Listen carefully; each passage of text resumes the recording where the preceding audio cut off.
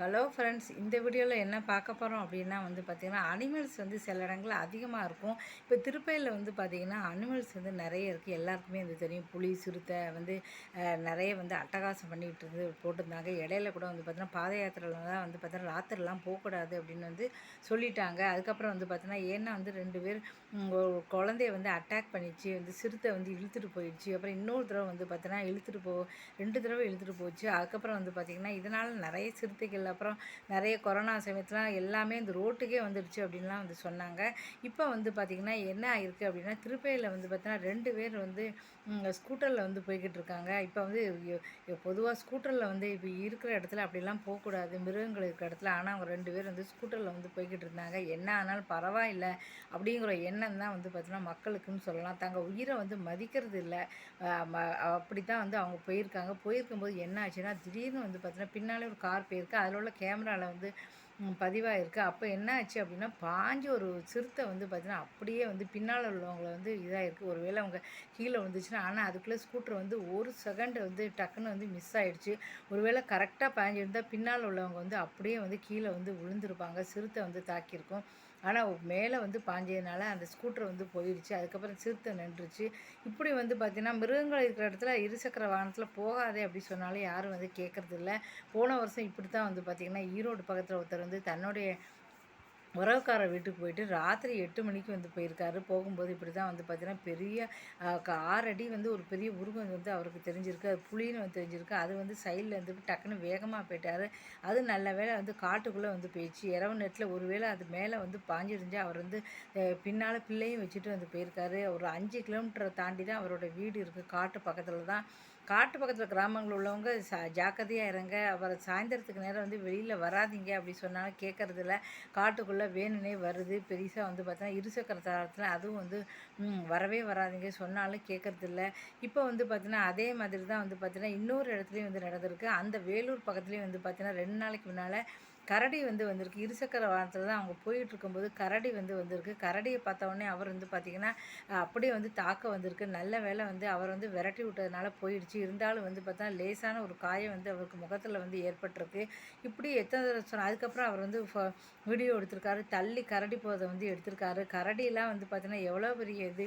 அது தாக்கினா பார்த்தீங்கன்னா எவ்வளோ கஷ்டம். அதுமாதிரி யானைகளும் அப்படி தான். யானையால் இருசக்கரத்தில் வாகனத்தில் போய் நிறைய பேரை தாக்கியிருக்கு. என்ன சொன்னாலும் கேட்குறதில்ல. மிருகங்கள் உங்கள் பக்கத்தில் கிராமத்தில் தான் குடியிருக்கீங்க. பக்கத்தில் யானைகள் நிறைய இருக்குது, புலி இருக்குது, சிறுத்தை இருக்குது அப்படின்னா பார்த்தீங்கன்னா வெளியில் போக இங்கே பார்த்தீங்கன்னா உத்தரகாண்ட் மாநிலத்தில் எங்கள் பக்கத்தில் வீட்டிலலாம் இருக்காங்க. அவங்களுக்கு பார்த்தீங்கன்னா ஃபுல்லாகவே சுற்றி வர காடு தான். அவங்க வீட்டில் சொல்லுவாங்க அவங்க பார்த்தீங்கன்னா அந்த கேதார்நாத் போகிற அந்த பக்கத்தில் இருக்காங்க. உத்தரகாண்ட் அந்த பக்கம் பார்த்திங்கன்னா அவங்க வீட்டு பக்கத்துலலாம் நிறைய பார்த்தீங்கன்னா சிறுத்தையெல்லாம் இருக்கும். பகல்லையே விறகு வெட்ட 4 பேர் போவாங்களாம். திடீர்னு பார்த்திங்கன்னா காட்டுக்குள்ளே போகும்போது ஒருத்தர் காணாமல் போயிடுவாங்க. போனவங்க திரும்பியே வரமாட்டாங்க அப்படின்னு சொன்னாங்க. அது மட்டும் இல்லாமல் சாயந்தரம் இருட்ட ஆரம்பிச்சு அப்படின்னா 5 மணிக்கு மேலேயே அவங்க வாசக்கதவை சாத்திடுவாங்களாம். அதுக்கப்புறம் வெளியிலே போக மாட்டாங்களாம்.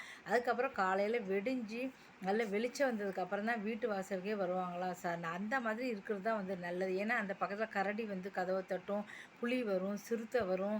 அதனால் நாங்கள் வெளியிலே போக மாட்டோம். என்ன அவசரம் ஆனாலும் சரி 4 மணிக்கு மேலே வாசல் கதவை சாத்திடுவோம் அப்படி சொன்னாங்க. நாங்கள் டல்கோசி போகும்போதும் அப்படி தான். அங்கே கரடிகள் கதவை கூட தட்டும். நிறைய மிருகங்கள் காட்டுக்குள்ளே தான் இருந்துச்சு. அந்த ஹோம் ஸ்டே தான் பண்ணியிருந்தோம். நிறைய மிருகங்கள்லாம் வரும் அப்படின்னு சொன்னாங்க. எங்களுக்கு பயமாக தான் இருந்துச்சு. கதவு கூட சரியில்லை. சரின்னு சொல்லிட்டு பார்த்திங்கன்னா யார் கதவை தட்டினாலும் நீங்கள் நாங்கள் தான் நினச்சி டக்குன்னு கதவை திறந்துடாதீங்க அப்படின்னு சொல்லிட்டு போனாங்க.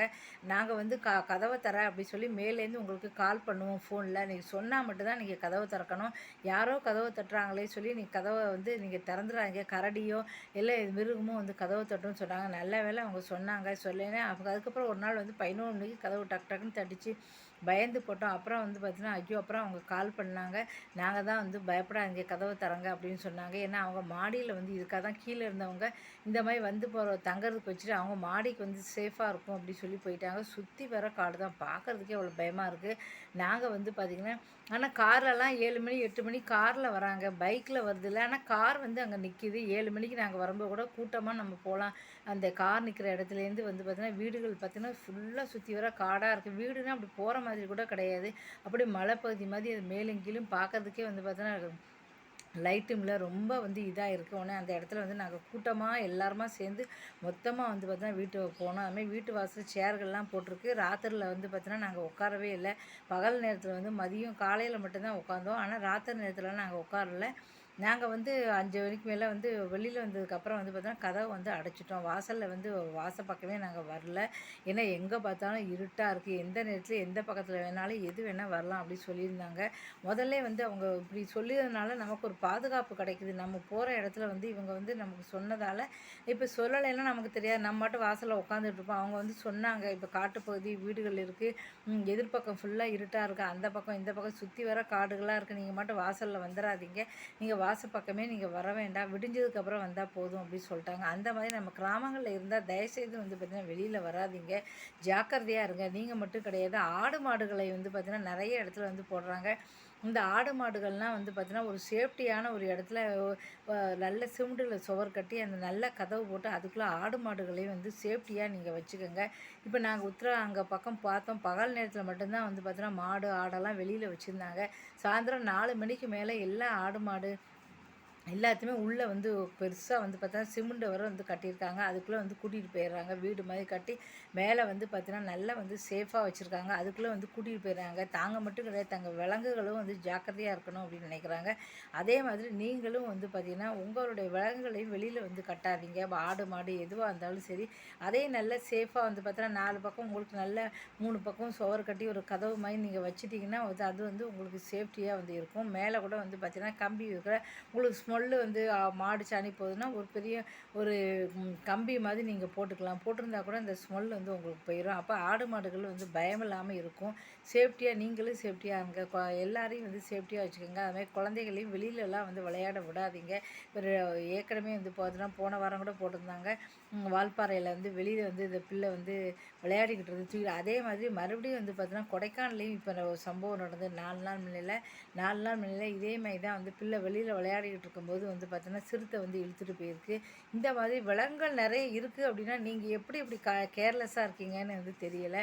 உங்கள் குழந்தைகளை உங்கள் கூடவே நீங்கள் வச்சுக்க வேண்டியதானே, எதுக்காக வந்து தனியாக விட்ருங்க. ரொம்ப ரொம்ப கேர்ஃபுல்லாக இருங்க. இந்த வீடியோ பிடிச்சா மறக்காமல் சேனலை சப்ஸ்கிரைப் பண்ணுங்கள். இதை மாதிரி நிறைய மோட்டிவேஷனல் வீடியோக்கள் வந்து போட்டுக்கிட்டே தான் இருக்கேன். தயவுசெய்து பார்த்து ஆதரவு கொடுங்க. நன்றி, வணக்கம்.